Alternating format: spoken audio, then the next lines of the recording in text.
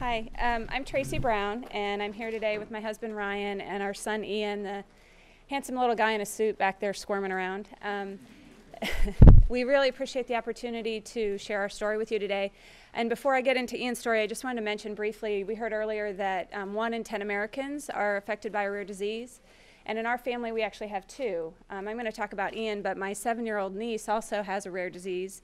And she gets blood transfusions every 2.5 weeks. Her disease is called diamond black fan anemia. And she's 7.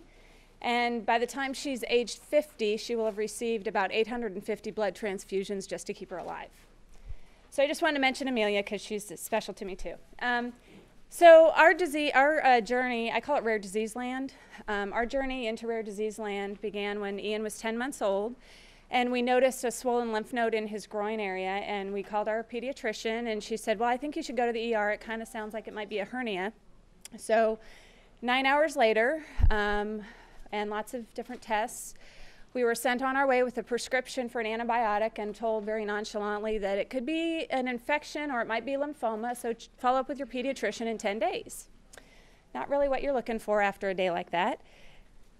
It didn't go away in those 10 days, so over the next 5 months, we subjected Ian to a multitude of testing, from cat scratch fever, which I didn't know was actually a real disease, to tropical diseases, and all of that didn't turn up with anything. So he had a biopsy in October of 2006, and we were finally able to figure out what we were dealing with, and it's called Langerhans cell histiocytosis, LCH for short.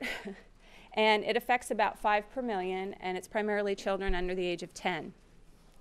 With LCH, there's a certain type of white blood cell called the histiocyte that overproliferates and does damage to the surrounding tissue and bone. And in Ian's case, he had over 30 lesions in his skull, and in his vertebrae, his hip bones, his rib bones, his cheekbones. And when you look at an x-ray, it's kind of like a picture of your child's skull with Swiss cheese. You see these holes.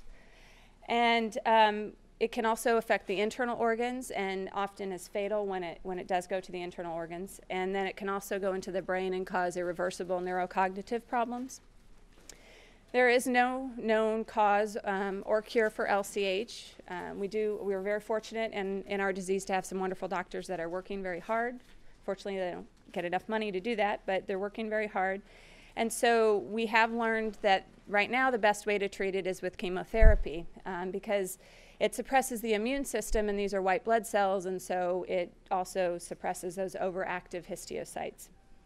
So when Ian was 16 months old, he had a port inserted in his chest, and he endured 8 months of IV chemotherapy and steroid treatments. He was off for 6 weeks, and he had a recurrence of the disease. So then he had 15 months of IV chemo, 2 types of oral chemo and steroids, and then he was off for 3 months, and he had a recurrence. And then he went through another year of chemo, and 2 types of IV chemo this time, and the steroids, which, if anybody's ever been on steroids, they're not a fun drug with a toddler, no less.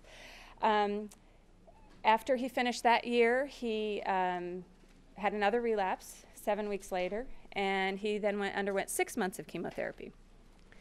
So with no other treatment alternatives besides chemo and steroids, every time he had a recurrence, they would up the intensity of the drug, and also the potential side effects from that drug.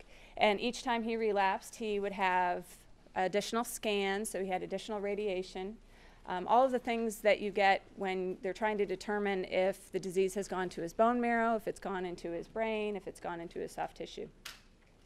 So I'm an engineer, so I've dealt with this by enumerating things. So it's a crazy, it gives you a sense of control, even though you really know there's no control in the situation. But in 4.5 years of this disease, Ian has had 129 IV chemotherapy treatments, 440 doses of oral chemo, 1,252 doses of steroids, 315 x-rays, 15 sedations, 10 MRIs, 7 bone scans, 6 CT scans, 5 PET scans.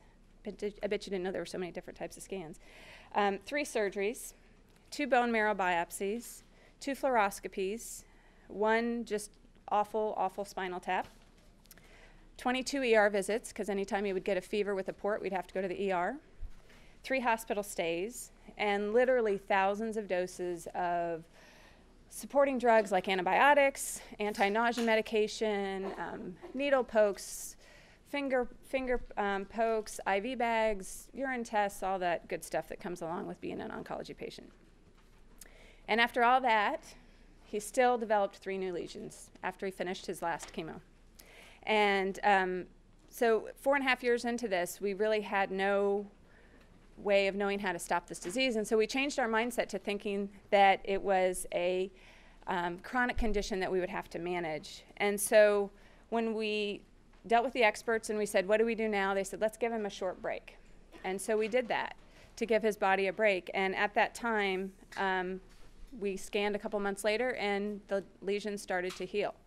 So it makes no sense. You think, okay, was it the 4.5 years of chemo? Was it that he outgrew the disease? Was it a combination of these things? We don't know, and the experts don't know. And that's one of the frustrating things about a rare disease, is that the established rules of the medical world just don't really apply, and you're kind of left to be an advocate yourself. Ian's doing great now, and we're very, very happy for that. But we do worry about the long-term side effects of all of the treatments and of all of the scans. And we're here today because we're forever changed by this disease. We host a hike every year where we raise money, and we will do that until there's a cure for this disease. So thank you so much for your time, and thank you to NORD for inviting us.